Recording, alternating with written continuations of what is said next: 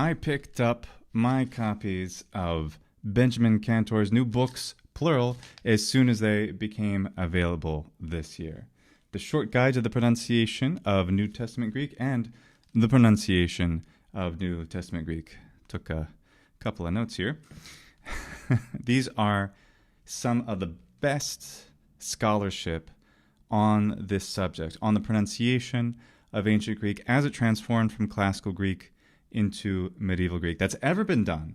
And it focuses on Judean Greek, on the pronunciation of Greek in Judea, in the Levant, in the entire Koine period that goes from Alexander the Great's death all the way until the death of Justinian, even up until the 7th century AD, if you like. So about 8 centuries, more or less. By the way, the links to both at Amazon are right in the description, so if you want to get one or the other, you can right away. Now, what's the difference between this, which is about 100 pages, and this, which is 800 pages? I'm so glad I have both, because there are things that Ben mentions in the short guide that he doesn't go over at all in this fuller edition. So it's not like this is somehow only a condensed version of this. It does do that, but there are some things that the short guide goes over that this doesn't at all. Ultimately, of course, he makes the conclusion that the final evolution of the Koine pronunciation is, of course, the Boothian pronunciation that Randall Booth pioneered some years ago. And, of course, Ben Kantor on his website at koinegreek.com and his YouTube channel by the same name has been continuing to make wonderful recordings and promoting this rather innovative ancient Greek pronunciation, a pronunciation which is almost akin to the medieval Greek pronunciation, and certainly a lot more similar to, say, modern Greek pronunciation than the restored classical Attic pronunciation is. The short guide does a great job of explaining all of the changes rather succinctly, and even explaining complicated concepts like phonology and phonetics, their difference between phones and phonemes. Excellent work. I've never seen it so clearly presented before anywhere. So what does this amazing thing do? A long, amazing book like this that goes with such detailed statistics. Take a look at this. We got charts. We got graphs. Look at these graphs. Graphs which tell you the percentages of certain spelling changes or spelling errors and which are more common and when and what periods. It is absolutely amazing. Now, not surprisingly, the conclusion is that around, say, the 4th century AD, you have a pronunciation that is basically the Boothian type pronunciation in Late Koine, and I already very much agree with that. Something that I was somewhat pleasantly surprised by, though, is that the statistics of spelling errors that are found only in Judea actually tend to conform with the timelines that I had somewhat more intuited based on the data that were previously available. That is to say that the more conservative pronunciations that I have recommended in the varieties of, say, Lucian pronunciation, actually Ben Kantor also confirms their existence, at least in Judea, of certain variations on that, which is really great and exciting, which is very different than something that you might have heard before, that the very innovative Boothian pronunciation was somehow already the pronunciation generally of all of Koine Greek as early as the 3rd or 2nd century BC. That is not proven out by the data in Judea, according to Ben Kantor, which also happens to conform with the pronunciation of ancient Greek as explained to us by the ancient Romans. That is, the 1st century BC or AD pronunciation of ancient Greek, the way that the ancient Romans pronounced it, happens to be how the pronunciation seems to be confirmed for Attic Greek, as can be seen by the studies done by Threet and Theodorsson, and also by Ben Kantor in Judea, which is great, which shows sort of a more common, general, earlier pronunciation in the middle of the Koine period, and then we can see how that develops into the more innovative pronunciation that Ben Kantor has used so wonderfully, as well as Randall Booth and many others around the world. So if you want to understand the whole transformation of the pronunciation of ancient Greek from its classical all the way through the end of antiquity, I've never seen anything do it better. It also happens to be concentrated in Judea.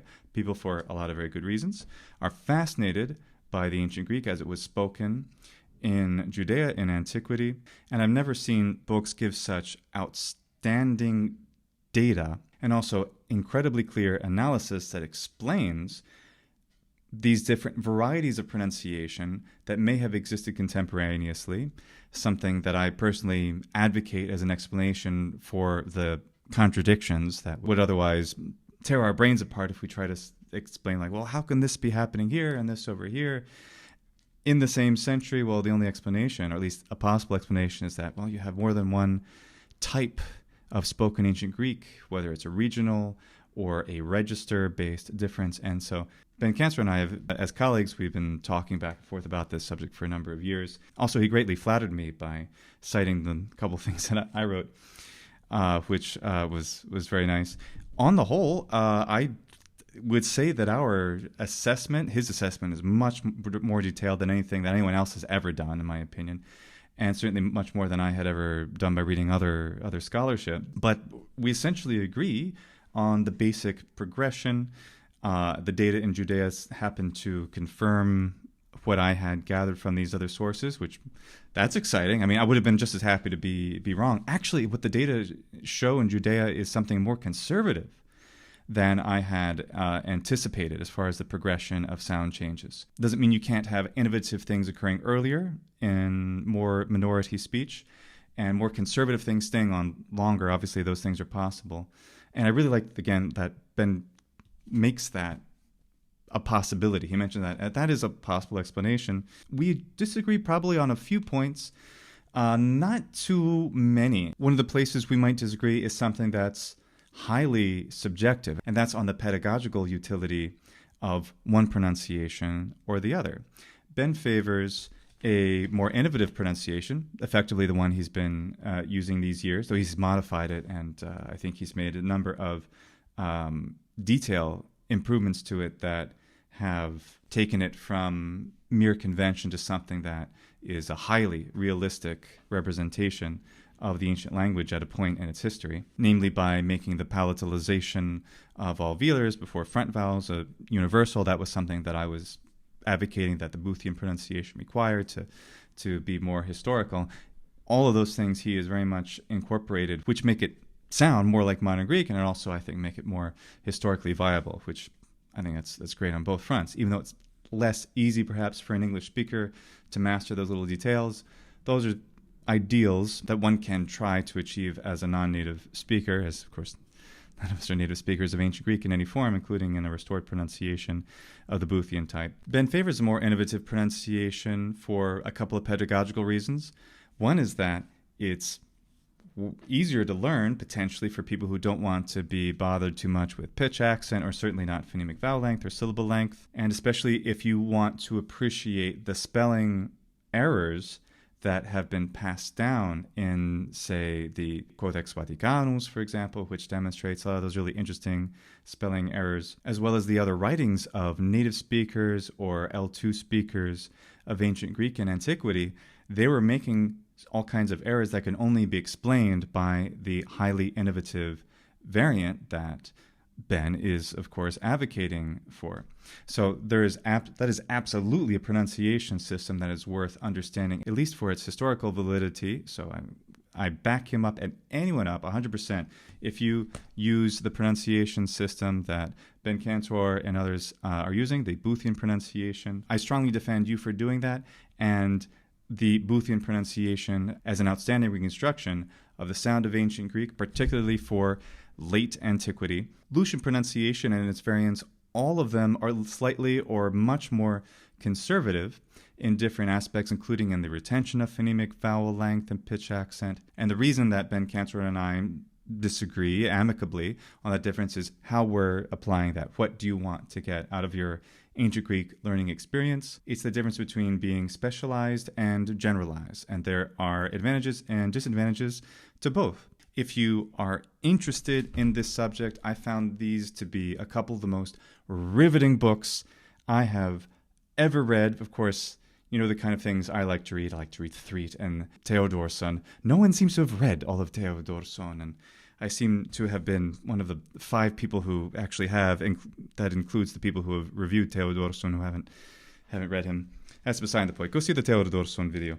These are absolutely outstanding scholarship. They're incredibly accessible, I think, even to the layman. Even this is, if you're patient with it, and if you're excited about ancient Greek, and if you're excited about the way that the sound of Greek changed, especially as spoken by native speakers, certainly those writing about the New Testament and about Christianity in mid to late antiquity. This short guide, of course, it's wonderful.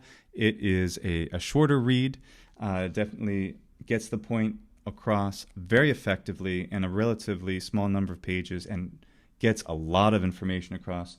But if you're like me, you can see you want this too. So I absolutely love these books. Thank you so much to Ben Kantor for writing them, because they have been absolutely vital in my own studies, and they are now, in my opinion, the standard of scholarship on this subject. And hopefully others will follow in Ben's footsteps.